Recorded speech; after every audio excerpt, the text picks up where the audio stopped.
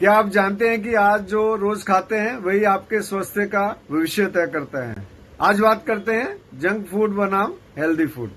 Junk food जैसे burger, pizza, French fries और cold drink स्वाद तो देते हैं, लेकिन इसमें अधिक तेल, चीनी और नमक हो सकता है। इसके विपरीत फल, सलाद, हरी सब्जियां, दालें और घर का संतुलित भोजन शरीर को आवश्यक पोषक तत्व प्रदान करते हैं।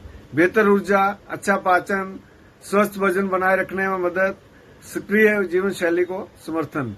याद रखें, हर भोजन एक चुनाव है। आज जंक फूड चुनेंगे तो कल शरीर आपकी कीमत चुका सकता है, लेकिन यदि आप हेल्दी फूड चुनेंगे तो कल स्वस्थ और ऊर्जावान जीवन पा सकते हैं। छोटा बदलाव, बड़ा लाभ।